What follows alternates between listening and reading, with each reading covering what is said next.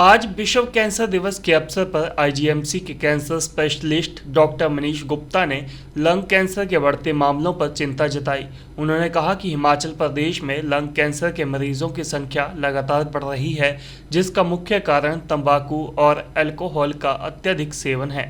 Doctor Gupta ने बताया कि आईजीएमसी में हर साल 350 से 400 लंग कैंसर के मरीज सामने आते हैं।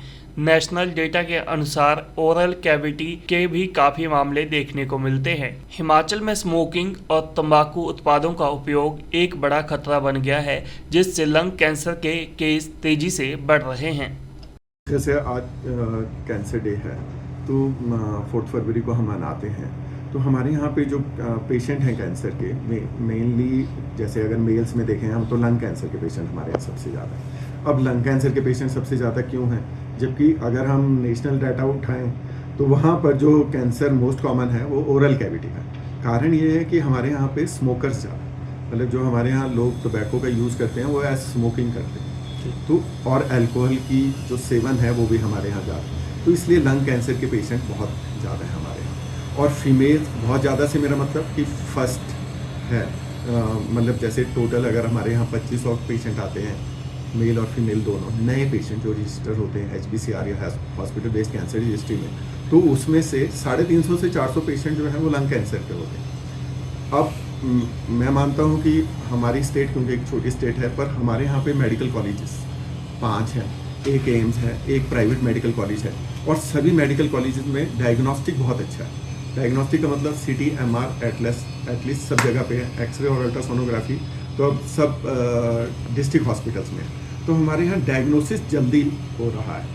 पहले जैसे जब आज से अगर 10 साल पहले का हम डाटा देखें तो देखेंगे कि स्टेज 3 और 4 वाले पेशेंट मैक्सिमम होते थे, मतलब 60 to 70% अराउंड। अभी क्या है कि वो परसेंटेज ख़त्म नहीं हुई है, कम हो गई है, अब 20 से 30% है। पर वो पेशेंट वो हैं जो मतलब उन्हें पता तो लग जाता है कि देयर इज समथिंग रॉन्ग, कि उनके साथ कुछ प्रॉब्लम है, पर क्या है उसको वो डिले कर रहे हैं। डिले मतलब कि अभी ट्रीटमेंट नहीं कराते हैं, या अभी एक बार देख लेते हैं देसी, मतलब जो हमारे यहाँ पे लोकली अवेलेबल रिसोर्सेज हैं या लोकली अवेलेबल जो ट्रीटमेंट जिसे हम देसी मतलब नॉर्मल भाषा में देसी दवाइयाँ कहते हैं, तो वो उसका ट्राई करने लग जाते हैं। तो या फिर क्या होता है लंग कैंसर में जो हमने देखा है कॉमनली, अब क्योंकि लंग कैंसर कॉमन है पर ट्यूबरकुलोसिस भी उतना ही कॉमन, तो क्या होता है कि जब पेशेंट एक बार जाता है हॉस्पिटल में या डॉक्टर को दिखाता है, तो जो भी डॉक्टर देखेंगे वो पहले तो यही सोचेंगे कि कोई इन्फेक्शन है तो उसकी दवा देंगे।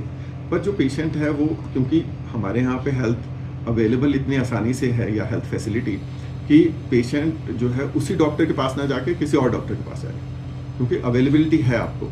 तो वो क्या करते हैं, वो दूसरा जो सेकेंड डॉक्टर के पास जाएंगे उनको पहली प्रिस्क्रिप्शन बताएंगे नहीं आप, तो वो पेशेंट के लिए वो भी सेम सोचेगा कि कोई इन्फेक्शन है, तो इसलिए भी हमारा टाइम वेस्ट हो जाता है।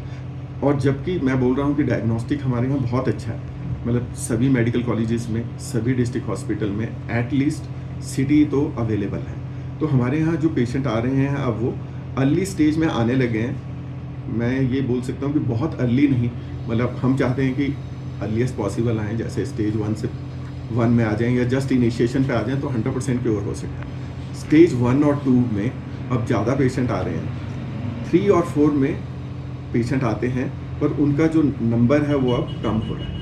कि जैसे मैंने कहा कि हमारे यहाँ पे हॉस्पिटल बेस्ड कैंसर रजिस्ट्री है, तो जो भी पेशेंट हमारे यहाँ आता है उसको हमें रजिस्टर करना इसेंशियल है। तो हमारे यहाँ पे 2400 से 2600 पेशेंट पर ईयर आते हैं। मतलब जैसे अगर हम आंकड़े की बात करें तो जैसे मैंने अभी आंकड़े इकट्ठे किए थे, तो 2024 में हमारे पास कुछ 2532 पेशेंट आए, ठीक है, नए पेशेंट जो रजिस्टर हुए, ठीक है।